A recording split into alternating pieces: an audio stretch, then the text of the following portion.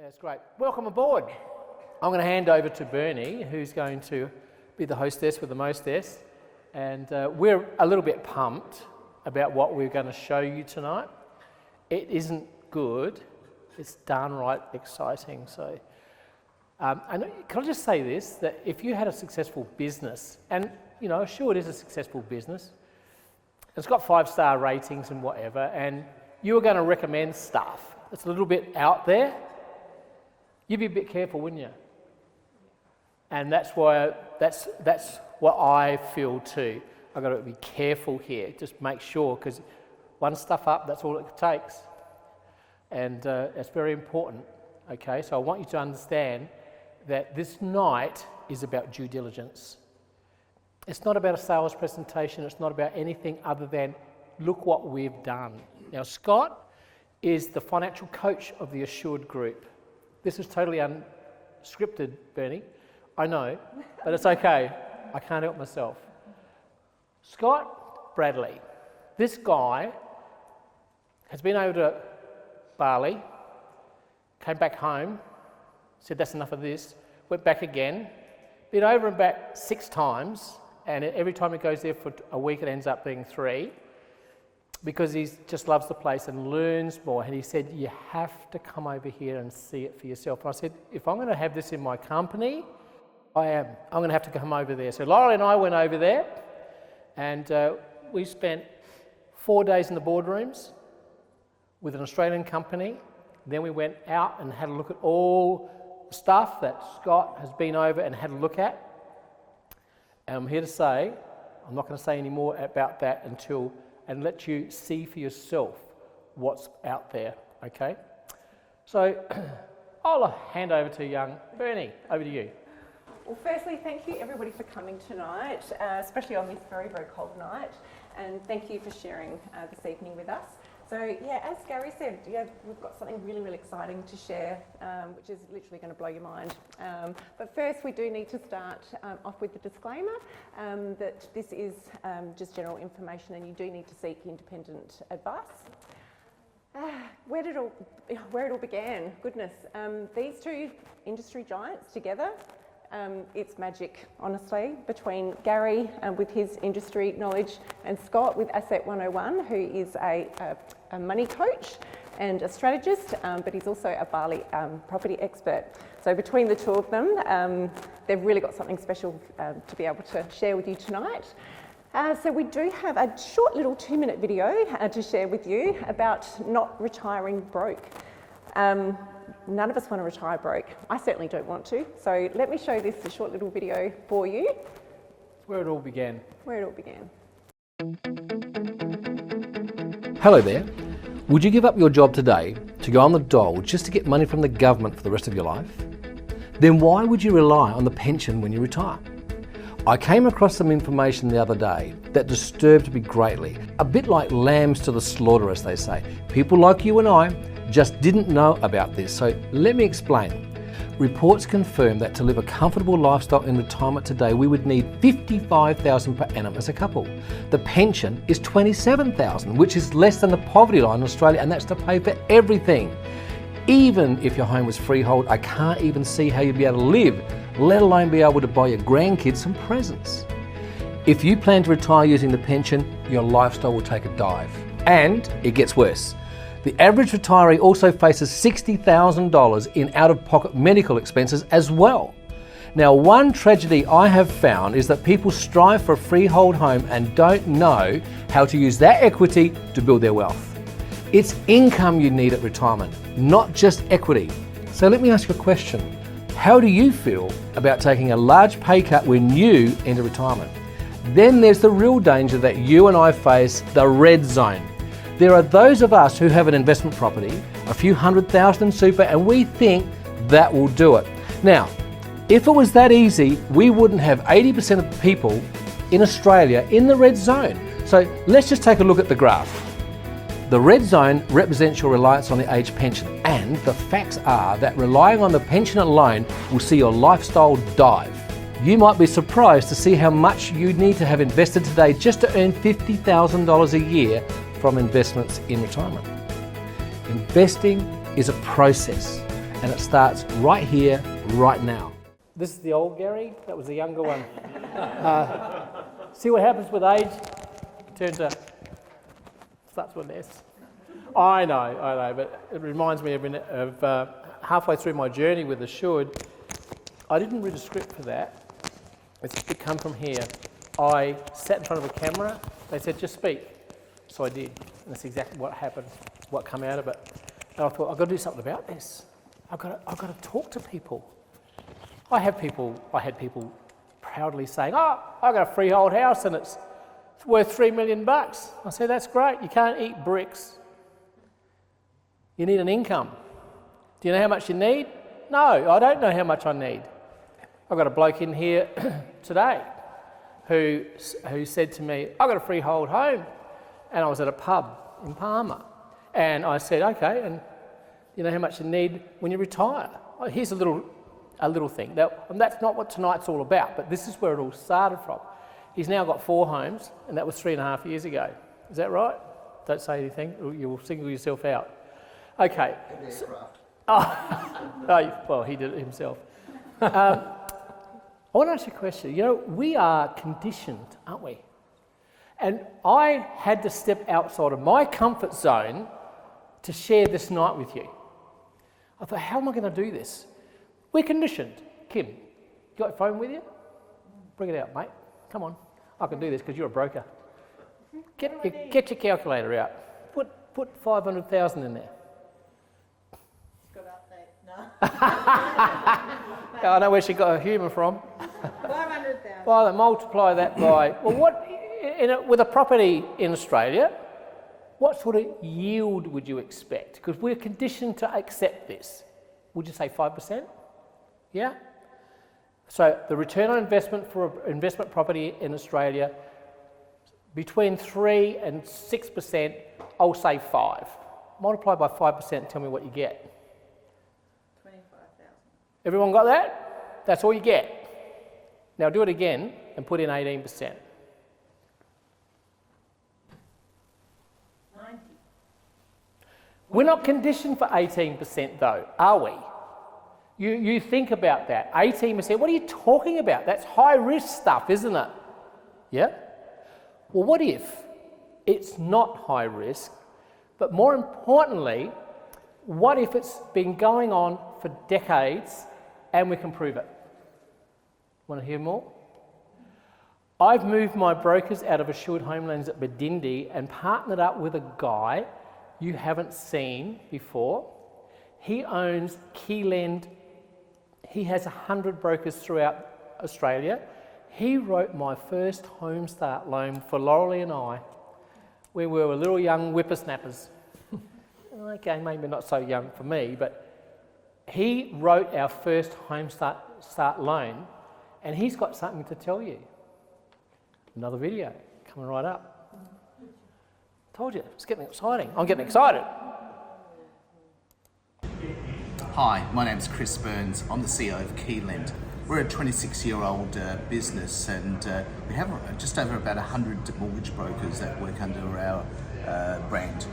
I've known Gary Williams from Assured Group since the late 80s, believe it or not. I actually wrote his first home loan ever for him and Laurelie. Remember, it was actually an absolute pleasure to have a long-term association with Gary.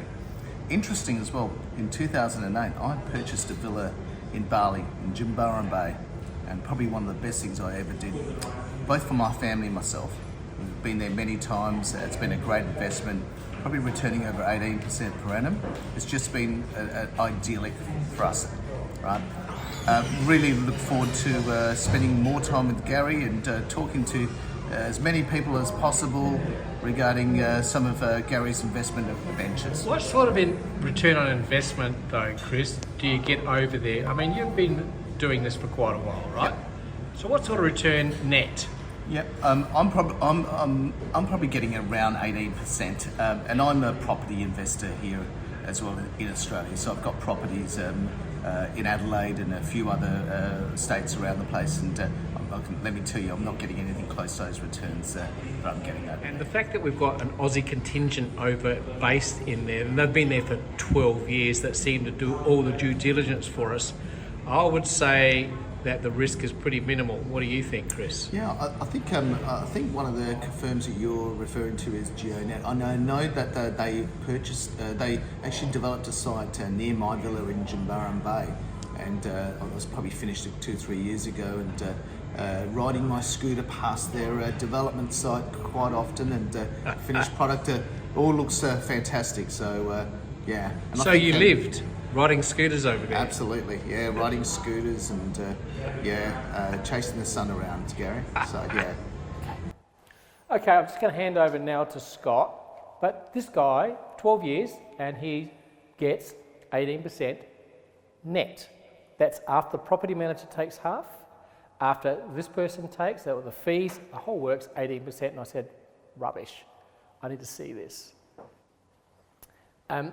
Scott. Yes. A question, sir. Yes. You've been over there a few times now. In comparison to Australian properties,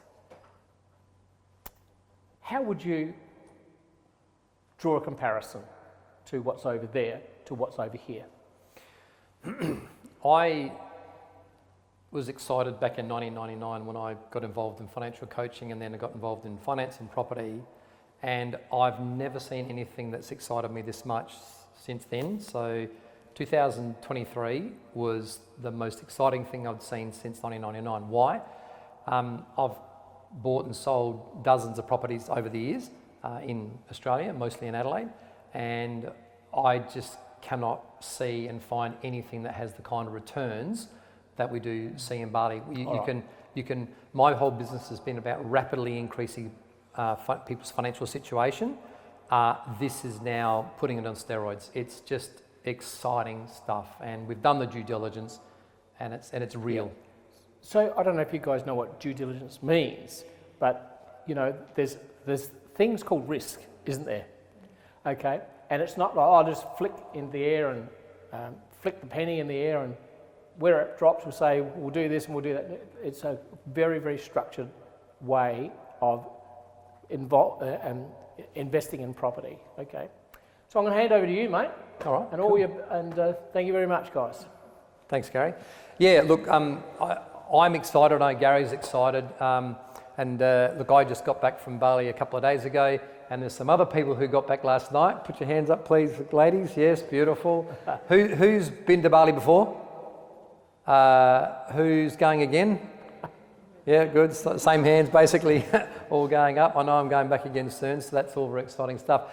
So what we want to talk to you about today, this is a business, okay? This isn't like a place to go and actually, buy a luxury holiday house you can go to every year for, up to 3 weeks a year and stay in, even though it is. What this is a business. This is designed for you to create an income, a passive income. Anyone like passive income? Yes, I'm sure everyone likes passive income. And that's what this is all about. It's about creating real passive income that you can own very, very quickly. So we're going to look at a couple of properties tonight. And the first one is called The Luke. Now, this property is in Changoon, and it's near the beach. It's in a prime location. I'll show you that in just a second. But who is this property for? Well, first of all, it's for first and second time investors. That's what the property is for. Next of all, people who are looking to create passive income. Well, we just agreed that everyone's here to create passive income. People wanting to put their money to work. Who likes their money to work? Who's got their money sitting in their equity in their home but not making it work? Anyone? Yeah, okay, there's a few people doing that. And that's not necessarily the best thing to do. Consider releasing that equity and then putting it to work, all right? But making that money work for you. People who want lifestyle benefits within the investment, and we just spoke about that briefly as well, and hassle-free, hands-off investment. Now, that is one of the most exciting things I find about what we're doing over there, is that there's nothing for you to do.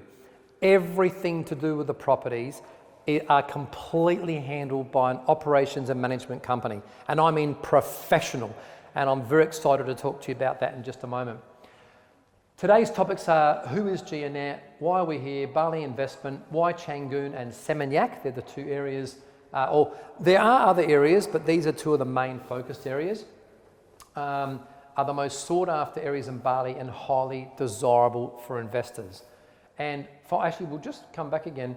You ladies just stayed where? Seminyak. In Seminyak. Okay, and how did you find Seminyak? Okay, I love Seminyak. There you go. So it's just great to have a couple of people who I had no idea were coming, number one, and number two, I had no idea you'd just been to Bali for a week or so. And the Luke Luxury Villas, and obviously another property called the Barabban Luxury Lofts. Okay, so who is GNet? Well, look, GNet is, as it says, an international team with some of the best creative, marketing, real estate and tech minds in the business. So Chad Egan, who is this guy up here, is the founder of the business. He's an Australian guy from Melbourne. When I was doing my due diligence, one of the things I wanted to find out about was character, because character tells a lot, right? Everyone agree with that? Okay, so here I am talking to one of our financial coaching clients in Melbourne who are teachers, and this subject comes up, and lo and behold, Chad Egan's name comes up, and they said, oh yeah, I know Chad. I said, oh, how do you know Chad? He said, well, Chad's my best friend since school. And I said, you're kidding me. What's he like? You know, because that's the first question I want to ask. And he said, no, he's an absolutely top bloke. He's done very well, very trustworthy and all the rest of it. So for me, that was just another tick in the box. You know how sometimes when you want to go and check something out and you're always looking for the red flag? Who looks for the red flag, guys? Yeah, I mean, I do too. I'm Mr. Skeptical most of the time.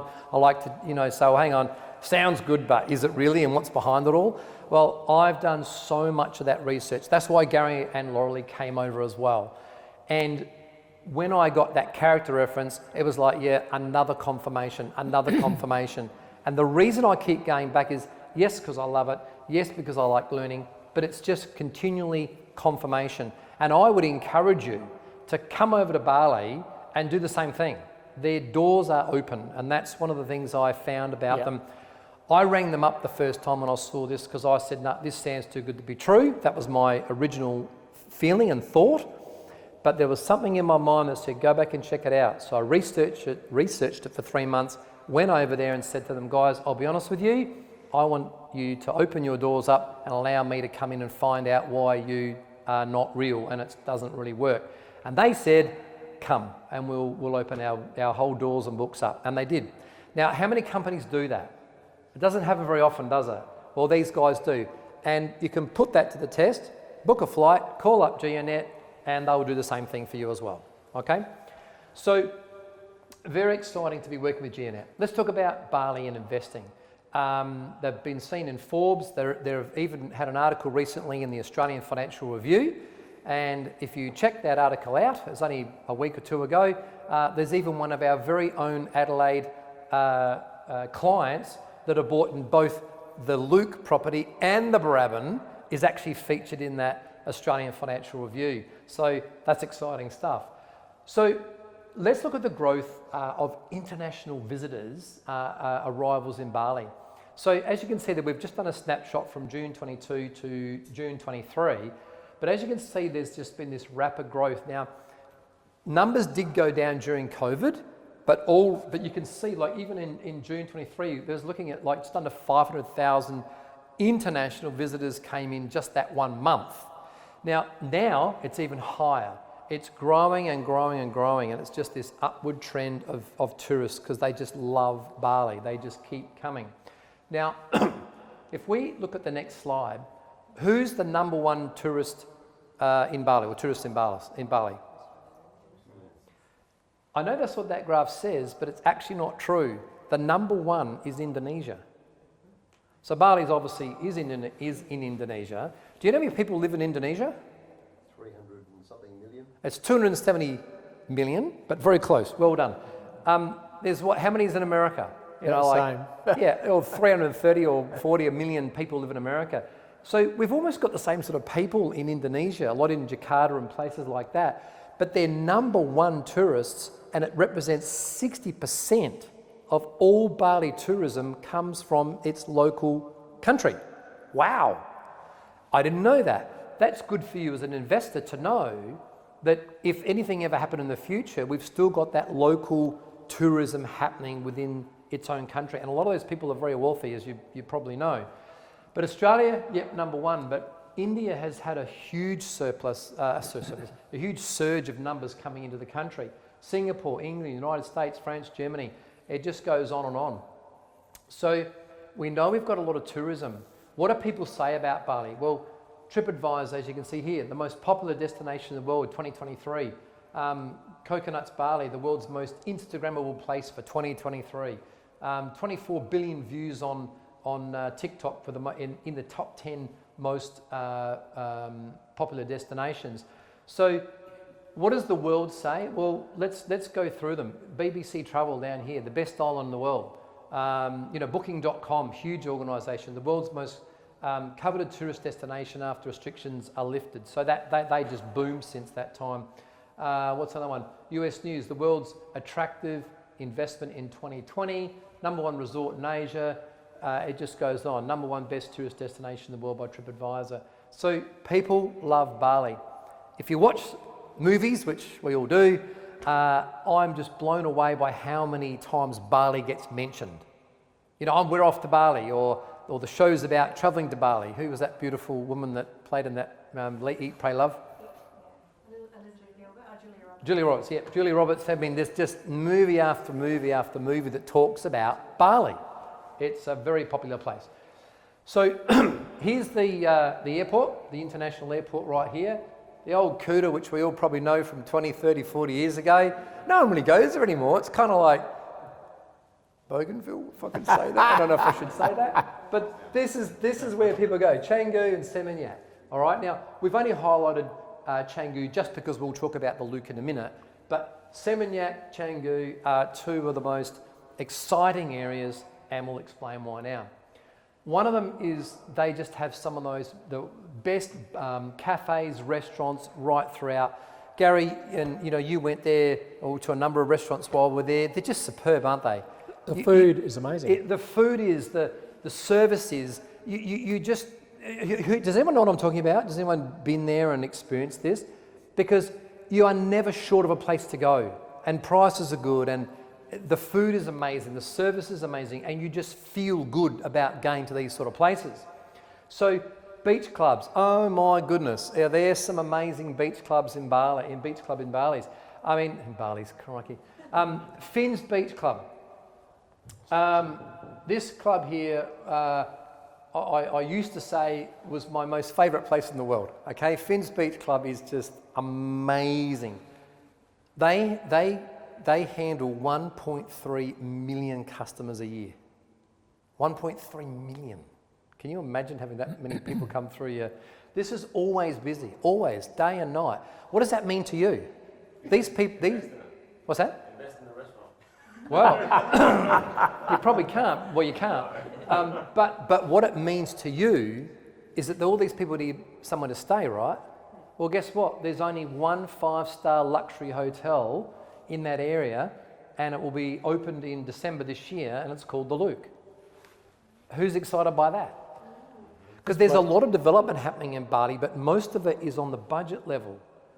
And that's not what these tourists are looking for. They're looking for something better. Mostly Westerners. They're coming for the experience, and they're paying for it. They're willing to pay. They've been doing it for a long time.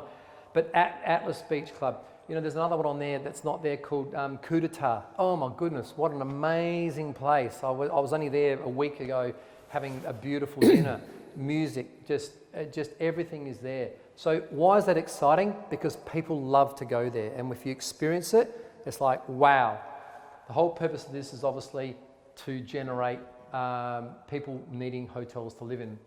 So top reasons to invest: strong return on investments, steady increasing property values, variety of options and locations, and overheads very low. So I won't go through that. Let's talk about the Loop. Well, you're talking about that. I just want to talk about 2 points that I think is quite important. Developer. What if he goes broke? Builder and property manager. Over here, we've got builders, yeah. Some of them did go broke. 50% of them did actually. But none of mine did. It's called due diligence, getting the right ones and only dealing with the big ones. And then when it comes to property management, you've got LJ Hooker and things like that, yeah? Well, have a listen to this. The builder that we're doing for this has been doing it for 46 years and is not a multi-million-dollar company. It's a multi-billion-dollar company, and they only do 5-star hotels. Who do you think the property manager is? TUI Blue. Who are they? Ever heard of them? I haven't. They manage 273,000 beds a day internationally. Cruise ships, 14 cruise ships. They take care of all the linen. They manage it. They are the ones who are going to manage the Luke, and they won't manage anything that's not 5-star. I don't know how they do it, because they're these little guys, these little dark-skinned guys with thongs on, with Japanese safety shoes, okay? and they produce 5-star stuff. Are you going again? Yep, we'll go down. Oh, shut up, Gary. All right. No, that's... But keep that in the back of your mind, because that's important. The scaffold is still bamboo.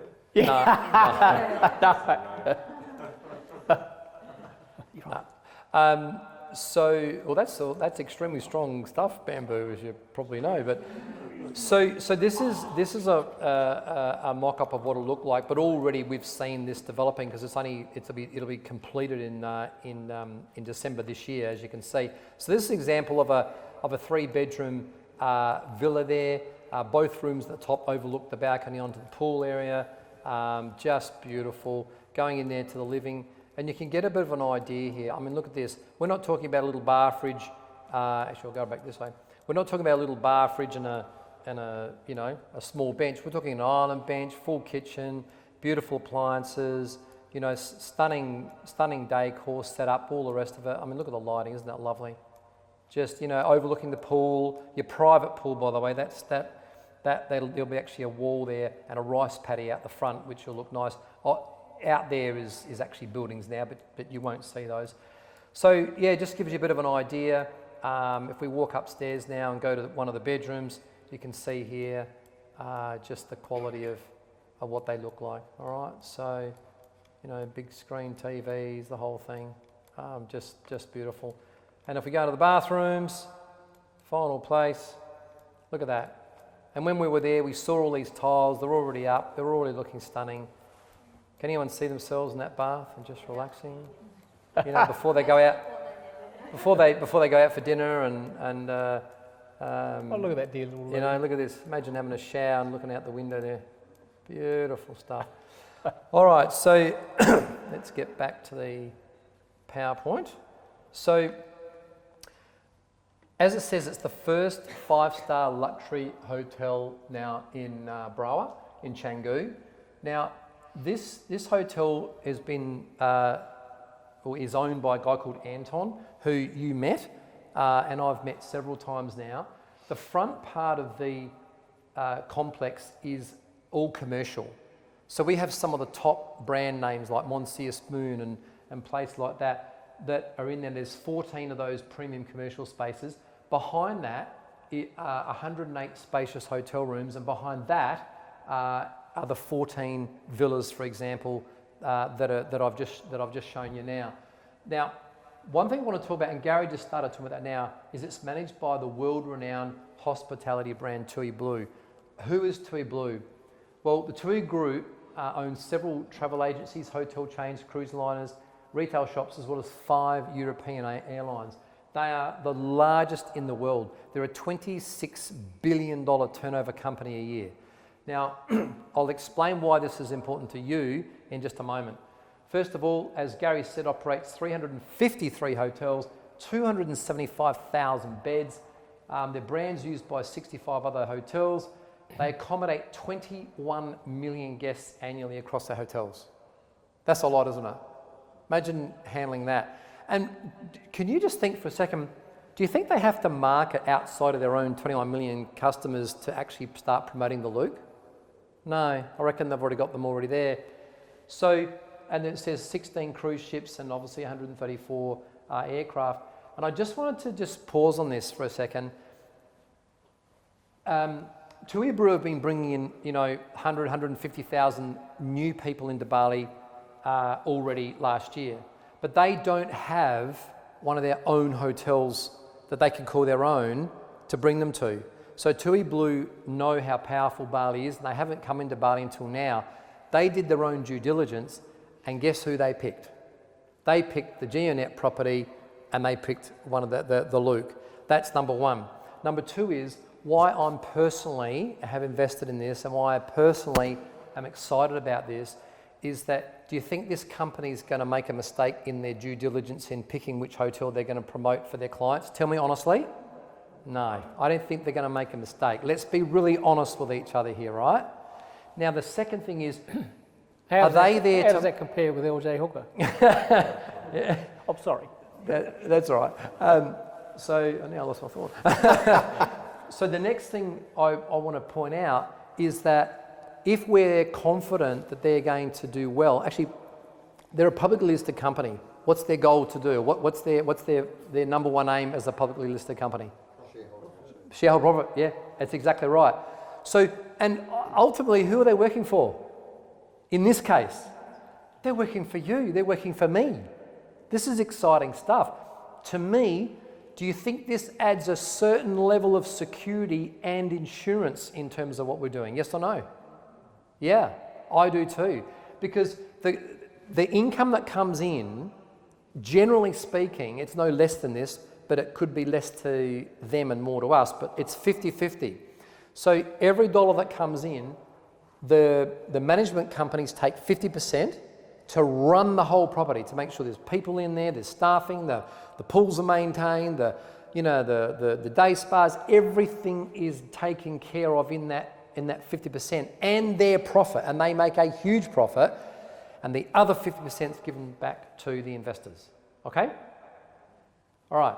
So that I wanted to highlight that because I think that's one of the most important points about investing in a property such as the Luke, is because that security and safety is there because they mean business. While you're on that, Scott, can you bring up the fact of the rebuilds for 6 years and Sure. the shrinking funds and the Yeah. net? How does the net figure work? That's a great idea. That's a very good point.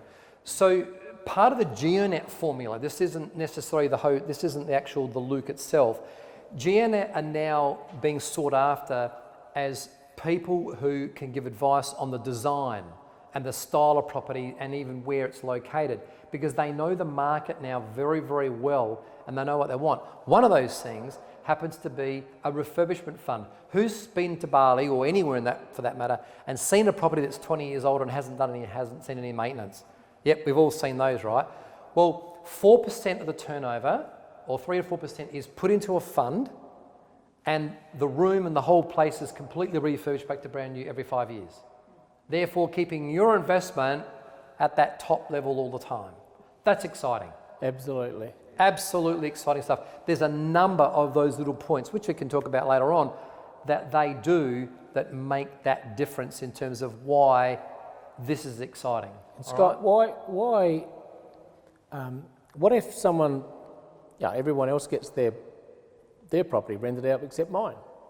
Oh, another great question. You should wait for the Q&A. No,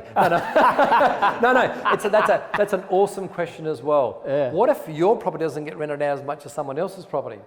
What they've done is they've pooled the funds and then they share it equally amongst the investors. Does that make sense? And that is a much better way of doing it because it doesn't really matter. The bottom line is you're a unit holder in a development, in a project. Does that make sense? So the funds come in, these guys manage it. And guess what your job is, by the way, in this whole thing? Nothing. You do literally nothing except just get your returns they're paid quarterly, and they just come in and they're paid into your bank account of choice. I was going to say Gary's words would be sit back and have a wine and relax, do nothing. Yeah, or a scotch or whatever Gary wants. Who said that? I'm going to do that right now. Oh, no, I'm not. Very, very good.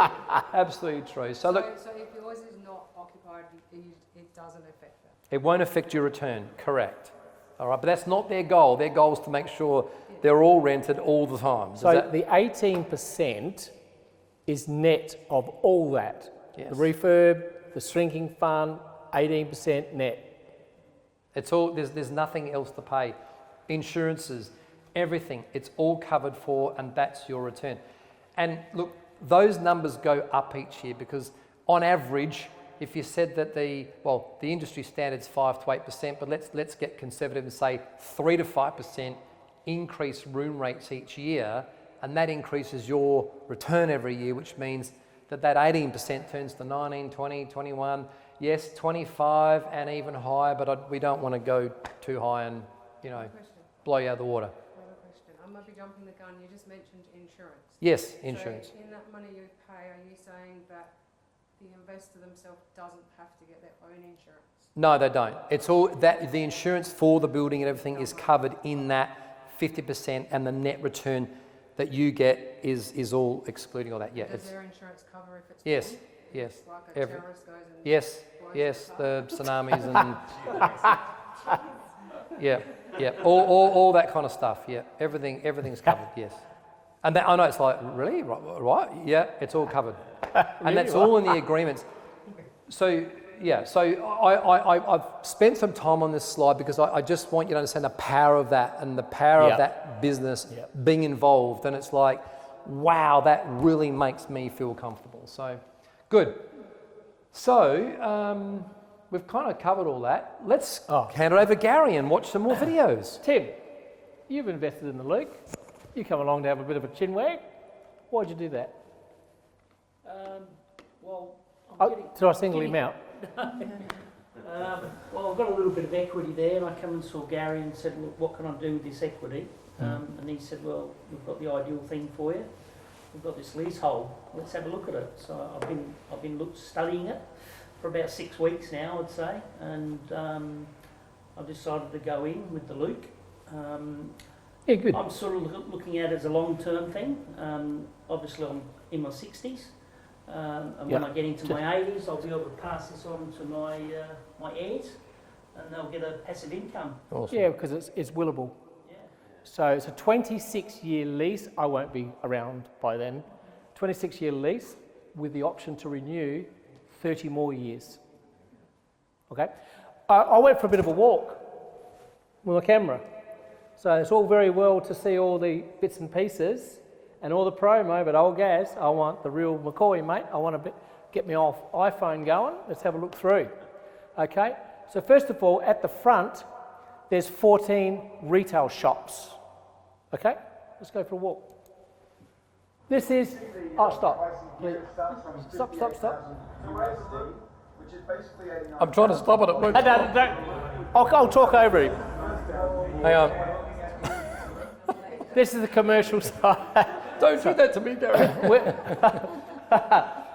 We've rehearsed this really well, so we're on the fly. Now I forgot what I was going to say. Stop. I said stop. Yeah. We were talking about that man, I think. The man that's 14. The thing that I like is that this is an Australian company in Bali. They have properties everywhere in Australia, by the way, right up the eastern seaboard, the Surfers Paradise. The guys are not short of a quid, but they're all over there to make this work, and I like that. We're not dealing with the Indonesian government, and I think it's worthwhile mentioning. Yeah. I said, this is the kicker. What if the government changes their mind? They look at me a little strange. They say, "Mister, this is how it works. Every dollar you make, I take 20% tax. Why would I do that? Why would I stop that?" You can't be in business over in Bali unless you've got the Balinese involved with you. And we went, oh, well, that makes sense. And I've been doing it for something like years and years and 32. years. There's a 32-year-old treaty between the Australian government, and it's bipartisan too. This made me sing, well, inwardly. And the bipartisan agreement is this. If your tax rate's 30% and the Balinese take how much? 20%. Thank you very much, mister. The Australian government says, okay, well, we won't double tax you. You pay 10. How beautiful is that? And the crowd goes wild. I really like that. So going back over, just have a bit of a look through here so you can see for yourself. At the front, there's 14 retail shops, which are operational now. You ready? Yep. Sure. So when you see the pricing here, it starts from 58,000. Oh, I don't know why that did that. Hang on. So we're at the Luke. Welcome to the Luke. We've got 3 stages here. First of all, what we're looking at here is the commercial space filled with all of Indonesia's best brands, including restaurants, patisseries, fashion, convenience store, entertainment area, and a Michelin star or 3 Michelin star chef.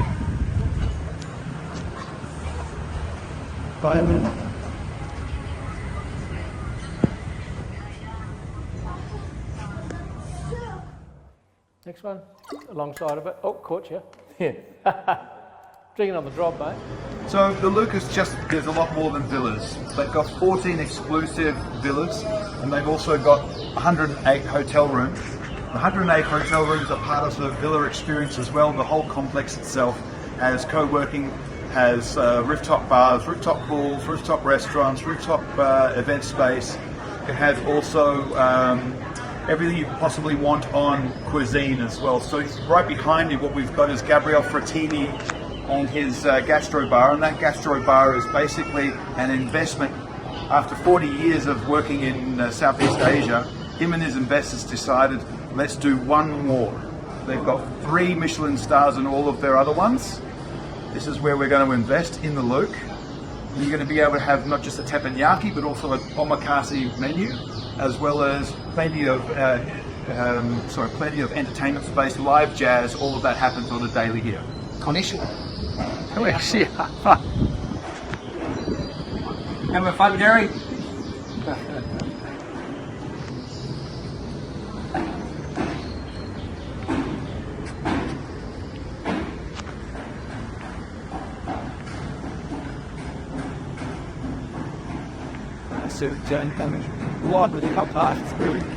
Yeah, wait till Gabriele Frattini actually opens it up. Yeah, wow, pretty hot. But when you're talking about the Look, you also have to mention the actual tour operator, the hotel operator.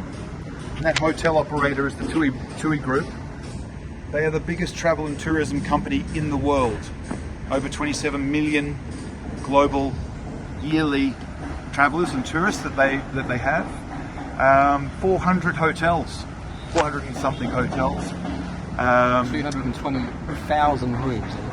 220,000 rooms. Yeah, well, the 17 cruise ships and 154 aircraft. And you've only got 9 spots left. 9 spots left. Oh, right. So here's another stat that you might want to just commit to memory. They brought 150,000 tourists to Bali last year and don't have one hotel to put them in.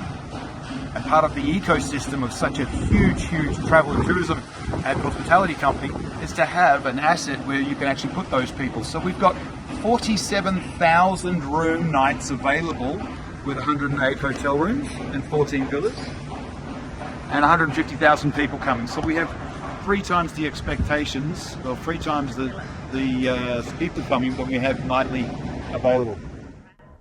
Okay, and the next one here, I'm going to tell them your story, Tim, because I think it's important and it's not embarrassing. Tim and his wife come back and said, we've checked out the figures and you can get accommodation cheaper than that.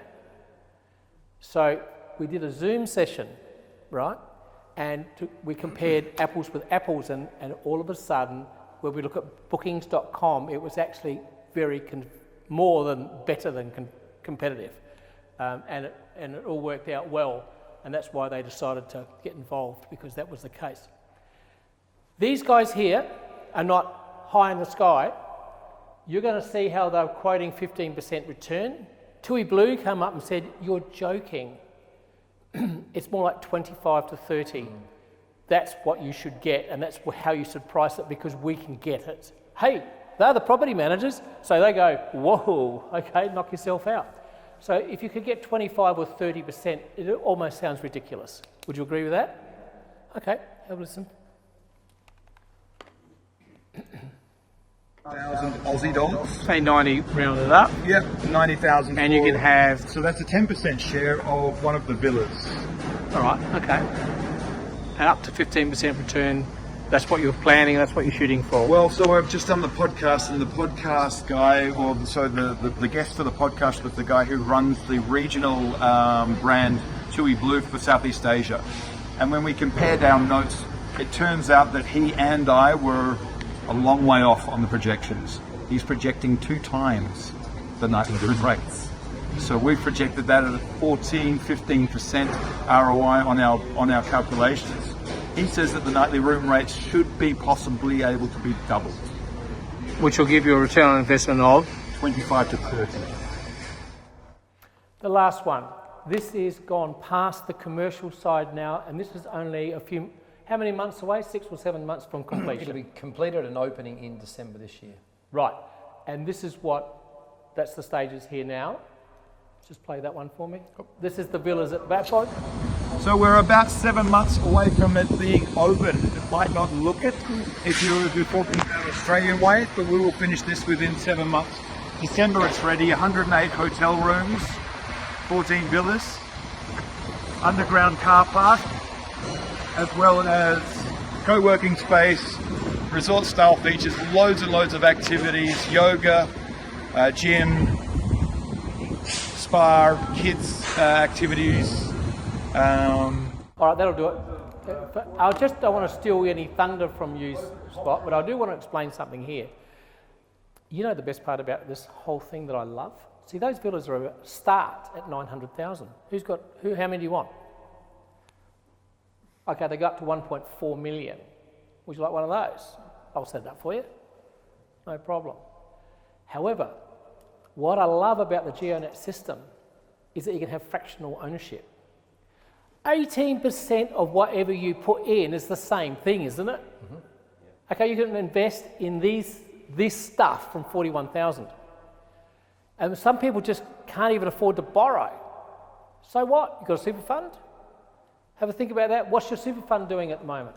Any good?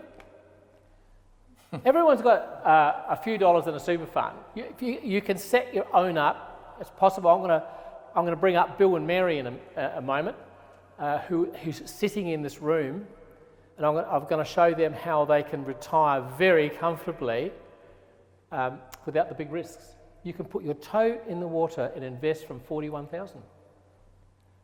Or the Luke is 90,000. Got some super? You can consider if that's the case. Or if you want to get involved with a return on investment outside of your super, then you can have a bit of a play with it. Of course you can. But if you get your calculator out when you go home, all right, and do this, just do 41,000. Multiply that by what's the rate to borrow today? What's the home loan rate? 6.7? Good. 41,000 times 6.7 equals, write it down, and then go 41,000 at 18%. Is it net or gross? It is. Oh, be conservative. Bring it back to 12 or 13%. It's still 100% return on investment. So have a look at that, because that's what you can do. So you've got equity in your home, big, fat, lazy equity, yeah? That's my gospel that I preach to everybody. You've got to not get wealthy with tons of equity and doing nothing. You've got to move. You've got to do something.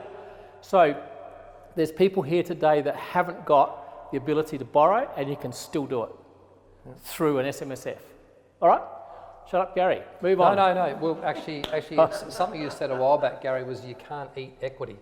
And so just because you own your own home doesn't mean you can retire. Ever tried to eat a brick? Yeah, well, you can't eat it. And you're right. That's right.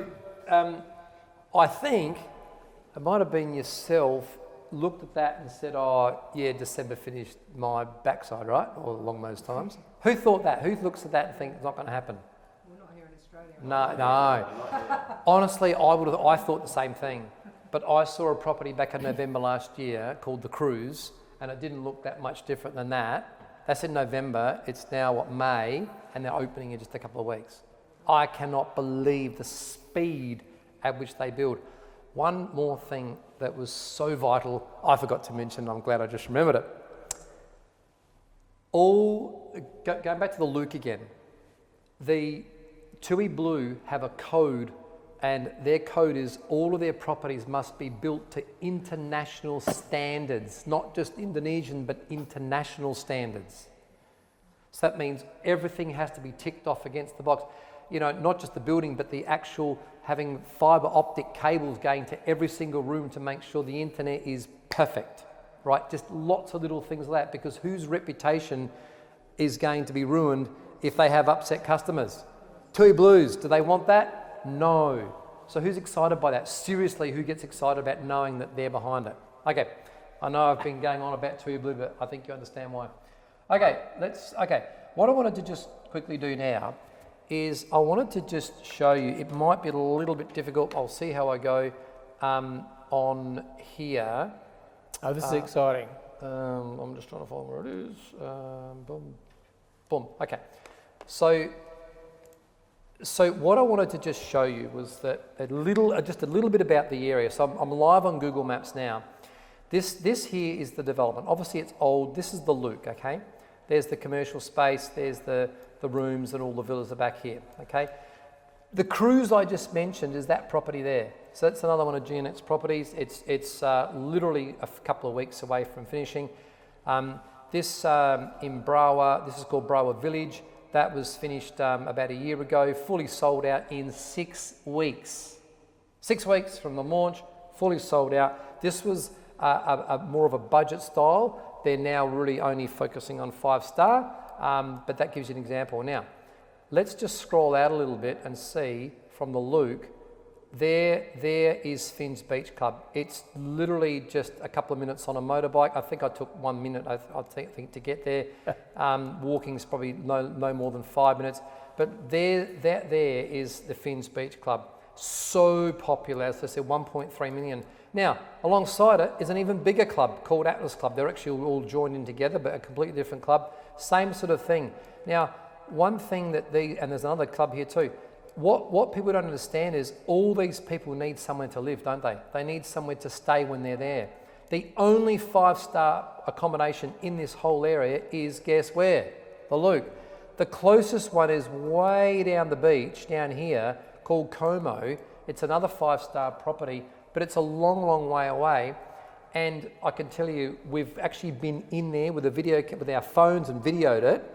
Guess what the room rates there are? They're double what the Luke are charging at this stage.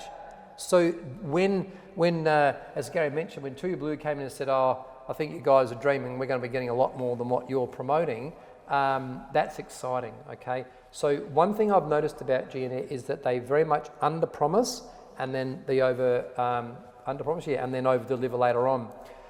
I'll just quickly go down the coast a little bit, down to Seminyak. Now, that's that coup d'etat place I mentioned. Oh, so good.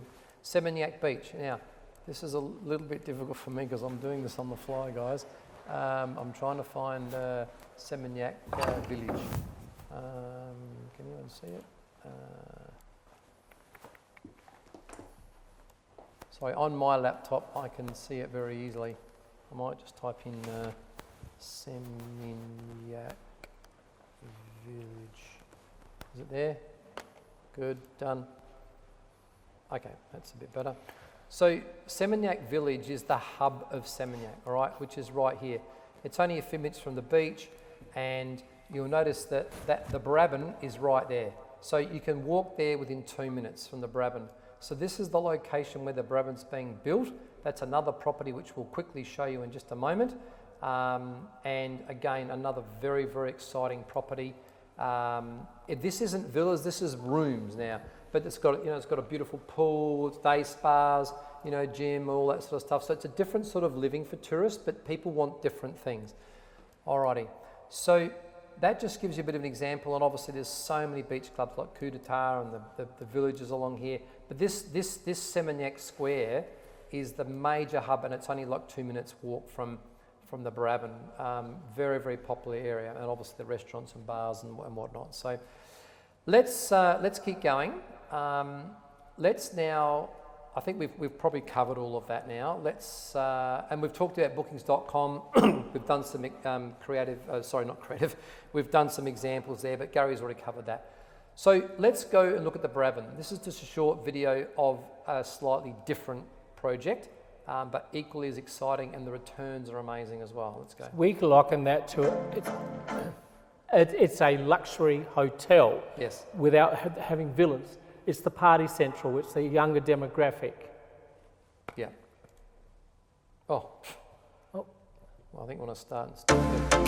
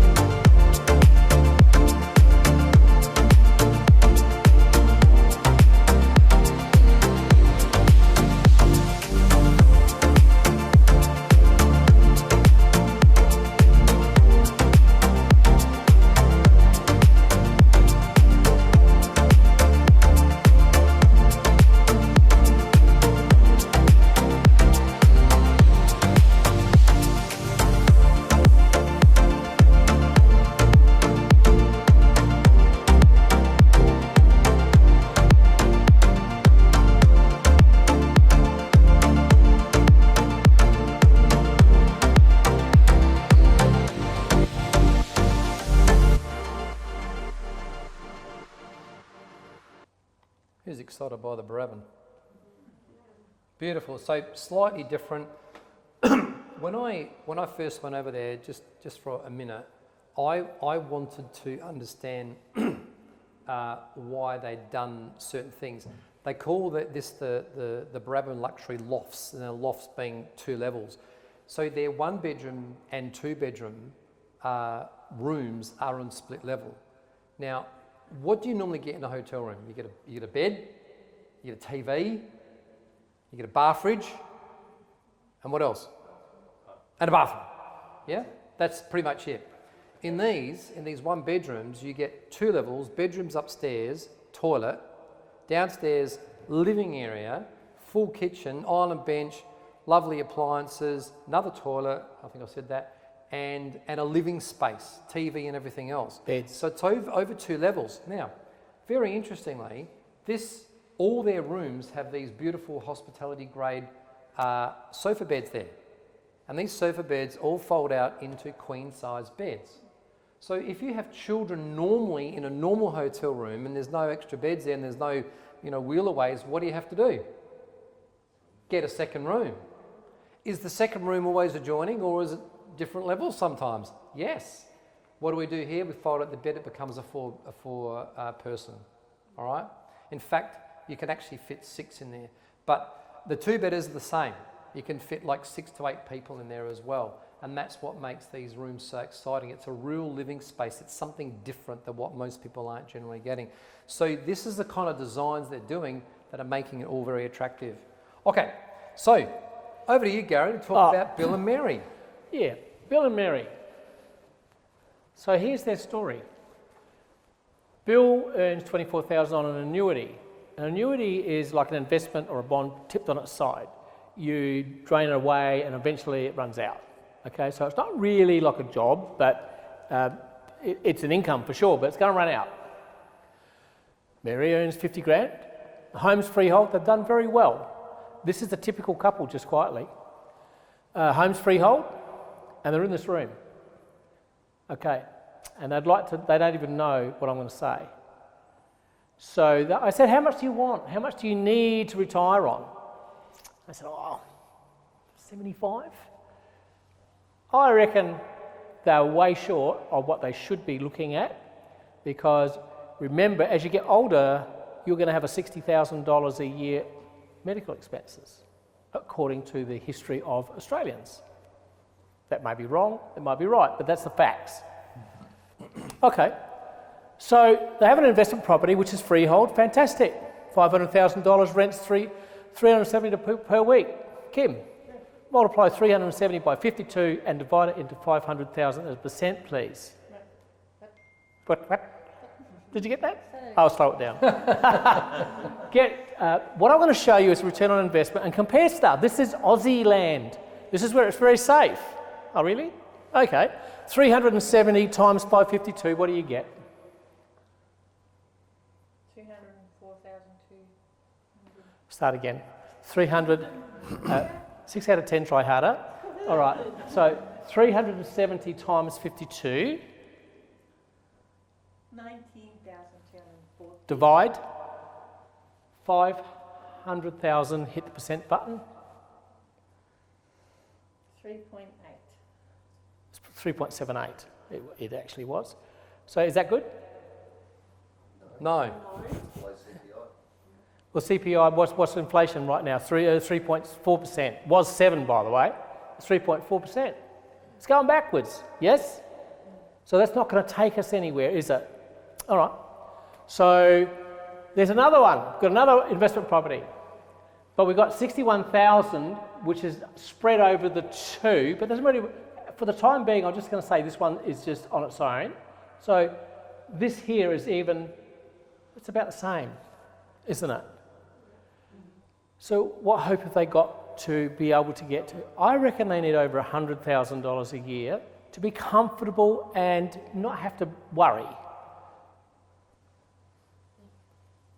Can they borrow much with just 50,000 income? No. You can't. The banks won't because of the living expenses. They're hamstrung with the ability to borrow. They have a super fund with 100 and, well, let's just say it's, for the sake of the argument, 260 grand, all right, in their super fund. What do you reckon that earns?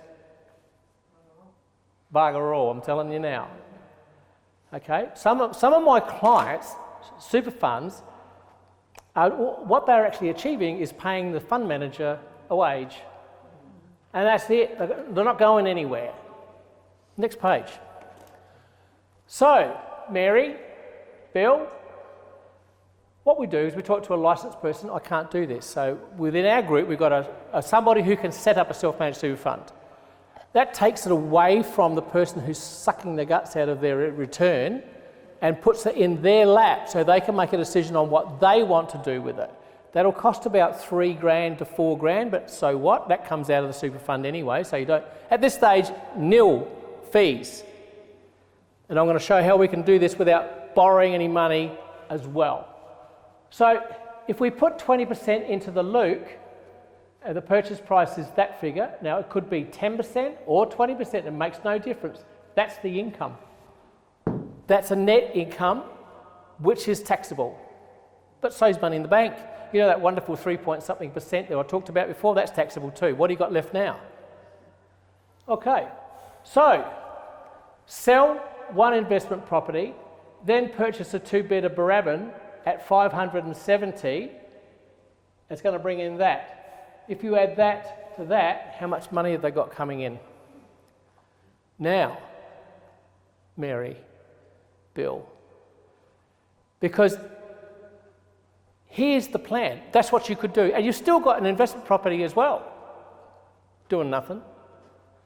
Maybe you should consider putting your toe in. This is what I'm saying to all of you. If you're a little bit unsure, sure, put your toe in the water. Start and go, all right, well, maybe I'll just put a little bit of super in and we'll put something into a super fund here. There's opportunities with, you know that little black guy? I used to call him, you can't say black, remember? I know. I used to call him my little black duck. Back in the old days, 1989 you could say things like that. And he used to laugh, and we used to laugh together. So, he's a fund manager. He invests in first mortgages in Adelaide for, well, there she is. Have you done that? Yeah. So this young lady, she chucked a few $100,000 into a first mortgage. What happens is that you're investing in something where you have first mortgage security over. Pretty safe here in Adelaide, isn't it? Yeah. So you could put some money in there as well. So taking control of your own money is not scary. But why not try a little investment? And if it really works, because she's going to be working for another couple of years, if it really works, go for it. You don't have to, like young Tim over here, he could do a lot more too, but he wants to go conservative, and that's a very, very wise thing to do. You don't have to step out and go, oh, I'm going to set myself up for life and take all the risks in the world. Maybe there's a strategy, and what we're going to leave you with later is for you to say, I wonder what I should do, and if I'm a little bit conservative, how can I do it conservatively without having to take big risks? Does that make sense? Then remember I said to you before, oh, nearly fell over. I said to you before that if you were owning a business like I am, you'd be very cautious about recommending stuff, wouldn't you? Because it comes back on me. And I'm a very sensitive little fellow. I don't want to hurt myself or my clients. Make sense? You're here to think about what you've seen and say, gee, if it works, all right? Does that make sense? So Mary could end up with about $137,000 a year, and if it was done through a super fund, the difference is the maximum tax rate is? Correct. You still need to pay 20%. No, that's for BALI, but I'm saying a super fund over here, the maximum rate is 15%. Okay? So why wouldn't you do it through a super fund? So there might be somebody here that can't afford to launch out and borrow any money. Well, you can have something here if you want to do that. Make sense? It's worth looking at, it's worth thinking about, isn't it? Yeah, and there's Isn't no it, loans, Steph? Gary. I think that's Gary, and there's no loans. I think that's really exciting. I know. I mean, Mary, no I'd love to look at it right now, but the facts are you can have your cake and eat it too, because you've still got an investment property left. Yeah, no, awesome. There's one other thing that we haven't talked about tonight, and believe me, there's more and more things that are exciting, is the tax depreciation that you can get on these properties too. So Yeah, that's we can powerful. use any quantity surveyor in Australia. It doesn't matter who you use. They use a company called Duotax, but it doesn't matter who you use, it's fine. And when they've already got tax depreciation schedules already done up for you now, but they can't be officially done until the building's complete because the quantity surveyors need the actual numbers. And you can claim up to 75. right off 75% So here's of your some property. So take 500,000. Back to you, Kim. Multiply that by 75%, and it's 100%. I'll say it again: 100% tax deductible. How would you like a $375,000 tax deduction? Yes, please. Do you know that? How you going? There's stuff here I never knew about. exciting. I'm almost ashamed. Does that depreciation work with the Indonesian tax system as well? Or? No.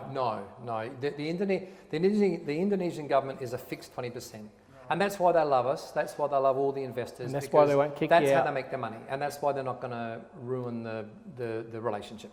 That's it. Boom. So what you claim only comes off your tax that you pay in Australia then? Correct. Correct. Yep. And that tax depreciation schedule you get, that starts again after 5 years when they refurbish it again. Well, it would, wouldn't it? Yeah. That's a Very good that's a good question, actually. I We don't think never- we've ever been asked that one before. Let's bring that man onto the team. That's brand new. Okay, well, we're going to move into Q. We'll do one more and then we'll go to Q&A. Sorry, Scott. Yeah, this is very powerful too, by the way. Let's do the Barabban. So Gary was just talking about a potential two-bedroom Barabban property being purchased. So this is just something that we've done up. So it's a bit of a spreadsheet, but it sort of shows you briefly what's going on. So the purchase price of that property a full 100% purchase is we said 570, but it's 569, 500 at the moment. And by the way, a lot of properties in Bali will quote you numbers that are on properties. They don't include the tax. They don't include what they call the notarization fee or the notary fee. But we include everything. There are no on-costs. There is no stamp duty. There is no conveyance cost. It's all been built into the price. No capital gain. Oh, and there's no, yeah. And so if you can sell the property at any time, or the leasehold at any time, there's no capital gains tax either, just to let you know. But let's just finish off. We get to Q&A and we can wrap up. But let's assume these particular people have bought a full ownership. So as you can see there, the return in the first year on that is conservatively estimated based on a 75% occupancy, which is considered very low for these sort of properties and in this area, which generally has a resting heart rate or occupancy rate of about 82%. We've worked it out at 75%. And the return here looking at around $98,500. So for an investment of, just over $500,000, who reckons 100 grand a year is a pretty good start? Thank you very much. You pay tax on it just like you would pay tax on it in an Australian property as well. But hang on, wait, you'd be negatively geared, so you wouldn't have much money coming in to have tax on that, would you? Just thought I'd mention that. Just to give you a bit of an idea, to get the same return in Australia, you would need to have invested on top of your home just under $2 million. In Bali, 569. So there's a huge difference there, isn't there? Massive, massive difference. Now, your first year's income is $98,500. Second year, estimated to go up by 5%. Now, look, they talk 5 to 8%, but I'm going to be really conservative here and put 3. Okay? So 98 for the first year, goes up to 101 the second year. Can I just interrupt? Yeah. Because of the hospitality industry, they can get away with that. It always goes up, whereas just a normal home, it can't. It doesn't follow the same trend. You can't always. Look, all you guys have got investment properties. You would know that you can't stack it up, the rent at 3 and 5 and 10% per annum all the time, can you? No. So, but with this here, the hospitality industry, it's mandatory. So if you look then in year 10, you're earning 128. Look what you've earned cumulatively. You've earned $1.129 million. Now, instead of having that equity tied up in bricks and mortar and land, which, as Gary said before, you can't eat it, this is you're actually getting in your hand. You can actually use that.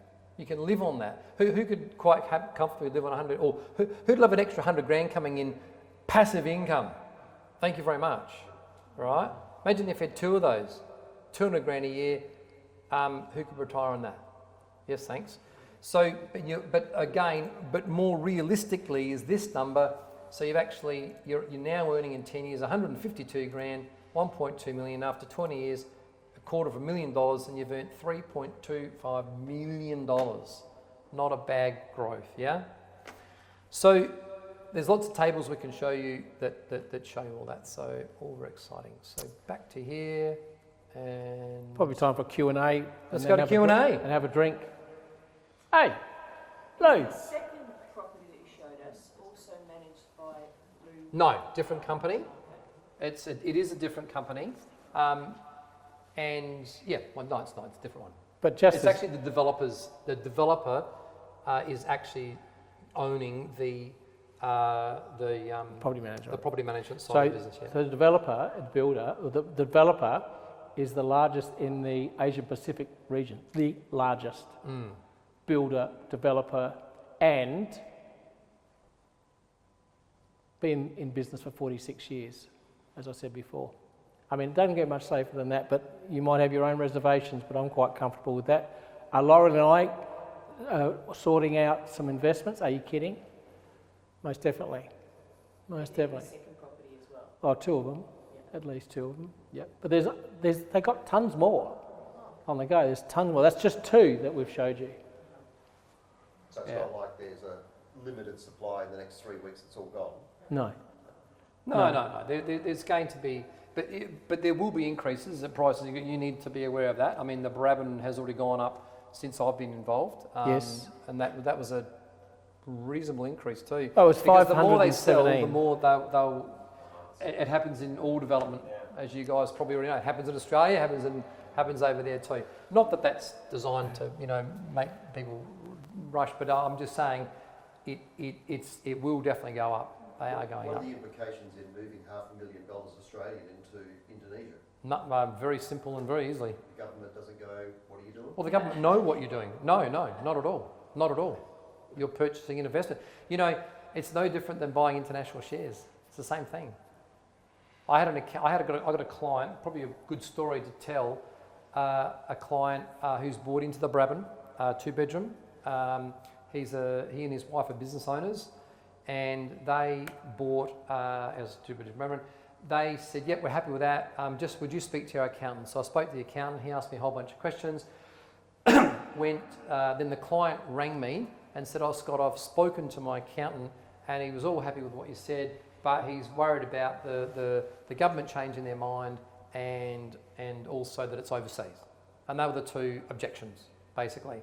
And I was just about to start giving him some responses, and he said, "But what I told my accountant was," he said, "number one, he said, when Dan Andrews lifted the investment property taxes by 7.5% during his reign, what power do we have to stop him from doing that?"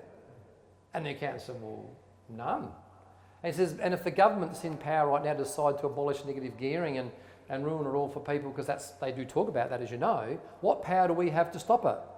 The accountant said, well, none. He said, "Well, okay, so what's the difference with Indonesia?" And he said, "Well, I haven't really got an answer for that one." And then he said, "Look, I consider buying this no different and no more riskier than buying international shares." And the accountant said, "I can't argue with any of that." So I thought that was just a really good answer, and he's now settled on that property, and now he owns a 2-bedroom Brabham property in Brabham. So that's I think, a good answer. The other one was the fact that the tax treaty, the government aren't going to give up 20%. That comprises a huge revenue base for Indonesia, which they obviously love and need and all the rest of it. So hopefully that answers your question. Yeah. So if you do invest into that, you said at the beginning, I think, that you get a certain amount of time to be able to stay there. Yes. If you're only part investor though, Yes.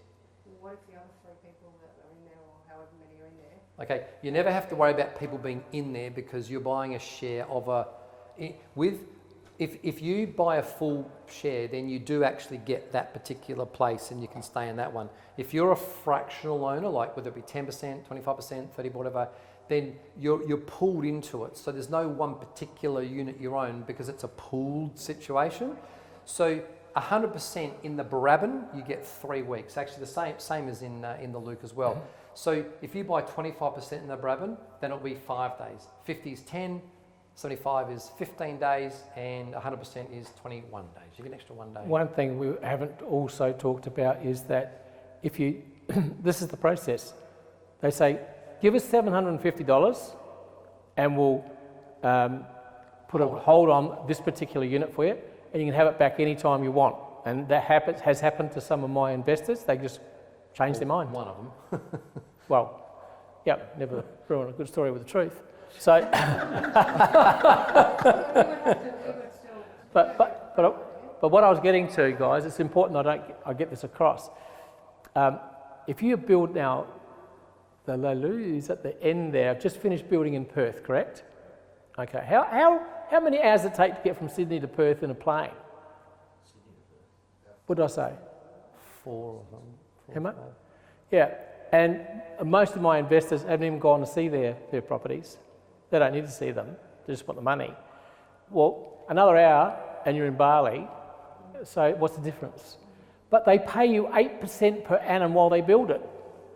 GeoNet have set that up so that from day one, and they pay every quarter.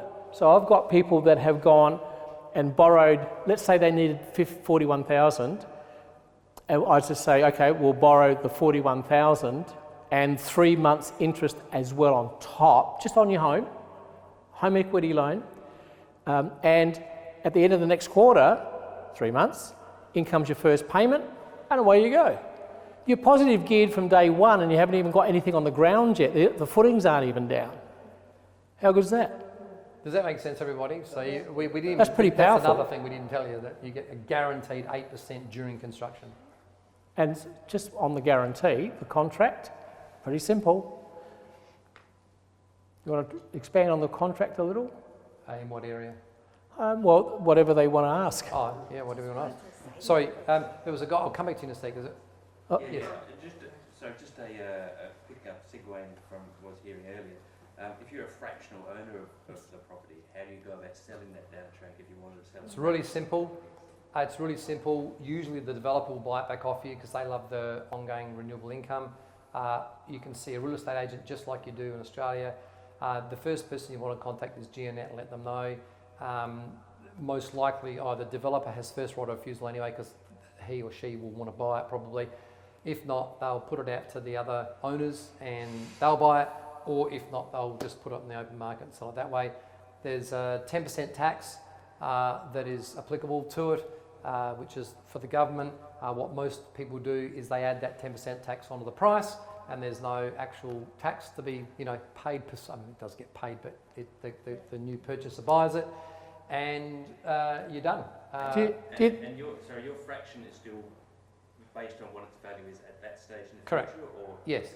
Yes, I had someone come into work that did something similar but in Port Douglas, and they were telling me that they were selling it, but they only owned a fraction of it, and they only ever got money when people rented it out. So in winter time, they didn't get anything for their investment, and then during summertime, they got like maybe $200-300 a week.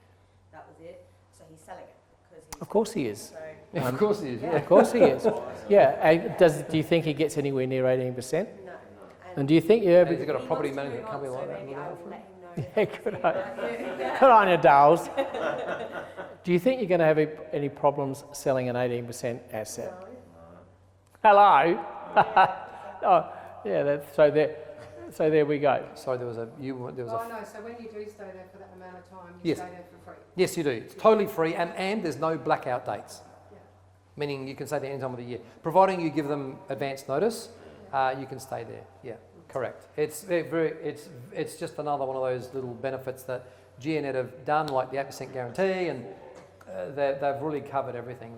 We've tried to cover everything. Any more questions? Oh yes. Yeah, the weather that was mentioned over there, is there a period in Bali that no one goes? I've never been there, so is there a wet season that everyone hates and no one will go? There are 4 peak seasons, but you've got to understand a peak season might be like 95, 100% occupancy, and then it might drop down to 90, 80 sort of percent, but it's no, not really. I've been there a lot, and yes, there are times where it's busier than others, yes, but Bali's, over the year. of course, yes, yeah, we don't have circumstances like Does that. that mean some quarters you'll get more and some quarters you'll get less? Yes, of course, yes. Generally speaking, I can't say for Tui Blue, I don't know. That's going to be really super interesting. Yeah. Any others? Because I'm getting thirsty. Nothing's changed. Oh, that's right. I got you, haven't you? First thing in the morning. Oh. I might. RMS. Your total on the Bravens is about 41,000. Yeah. And the loop would be 90,000. That's right. That's about right, yeah. Toe dipping experience. And just to reiterate what Gary said, the process is, and it's just like this gentleman here has just been through before, it's have a look on the website, which we will do with you, and we'll decide what your desire is, and then the next step then is to put that property on hold, as Gary said. There's a holding deposit for that of $750. It is refundable if something happened. Otherwise, that gives you the time to go through the contract, get the money organised and things like that. The exciting thing is that they will pay for a lawyer in Indonesia, because lawyers in Australia don't understand Indonesian law, let me assure you of that. and they will represent you, and they will actually go through what we call a contract review. Gary and I, when we first saw all this, we didn't like a couple of things in the contract, right? Well, I didn't. Yeah. Well, he didn't, and, Yeah. I agreed with him. And we went back to Geodet and said, this is not right. We want this changed just for our clients and everything else. And they changed it. They said, you're right, we agree with you, and they changed it. So we're really happy with what's in there. So much so that we're happy to buy, or have bought. And so, yeah, it's and then once that's done, it settles, monies are transferred, just international transfer, it's all done normally. Your accountant's going to know about it, because this is a tax deductible purchase and all the rest of it, if that makes sense. So, does that make sense, everyone? Yeah. Any others? One more. Yeah, I've got another question. Does it matter if you invest in the villa or the other? No, absolutely not. No, it really doesn't. It's, I think it's a personal preference. It might be a price point, and I know it might sound a little bit more skewed towards the Luke, but no, they're both excellent. Yeah, but even the Luke's got villas and it's got hotels. No, Luke doesn't. Sorry, the Luke has villas. The hotel rooms are not for sale. Oh, it's just the villas in Luke. He kept them all. Yeah. The developer Now, kept the I lot. think it's another testimony to say tick in the box. I had a really wealthy guy say to me, if these were so good, then why is the developer selling them? And I thought, well, that's a good question. I'm going to go back and ask him. So I did. I went back. Every question I've ever had that I hadn't known about, I've gone back, and many of them I've got recorded. I've actually got this answer recorded. Anton, the owner of Luke, said, well, I'm not selling them all. I said, oh, what do you mean? I didn't know that. He said, I'm keeping all the hotel rooms, and I got all the commercial spot as well. Oh, well, not meaning. I'll just go back to that bloke again. I said, sorry, but not meaning to ask a dumb question, but why are you keeping them? Just for the record on the thing. He said, well, because the returns are phenomenal. And I said, but why are you selling the villas and not the rooms? He said, simply because I'm balancing my portfolio. And that meant that he had an excess of villas, and he just wanted to balance his thing out. And I've had the pleasure. He's a lovely guy, this guy called Anton. In fact, I went to one of his beach clubs a week ago, and he showed us through the beach club. The beach club goes up a cliff. It's right near the Ritz-Carlton in Nusa Dua, right up this cliff. It's 10 stories high. It is stunning. Guess how long they took that to, when they bought the land and they built it. How long do you reckon it was until they finished? 9 months. 9 months. Any quickies? Any more questions, or are we finished up? Yeah, Luke. There are only 9 villas left, is that what he said? About that, yeah. If that, actually now, yeah. So we're mostly looking at the other place then, Well, no, not at all. Most people are going for the fractional on the Not Luke at because all. it's so expensive. No, not at all. I mean, the Brabham's selling out too. I think it's 50-60% now. So. I think that the Luke will hit the 20-25% net figure. Yeah, from what I saw. But those ones are 90. Yep, that's right. Yeah, if you're looking at at the so first level. Where we go from the here, Luke's I'm 10% sorry because I'm looking at the time. Whereas the Brabham's 25. It's 8:40 odd. So how about we do this? Go and finish off a couple of drinks. We haven't got through even half of it all, and the food, and just see. Bernie will come around and say hello. Do you want to talk to any of the boys? And what's the best time to call, and what's the best time to X, Y, Z. Yeah. So everyone's different. Every one of you are very different. So we'd have to sit and listen to your story and make some recommendations, and we're happy to do that for you. All right? Good. Thank you, Gary and Scott. And all you guys for coming along. Fantastic.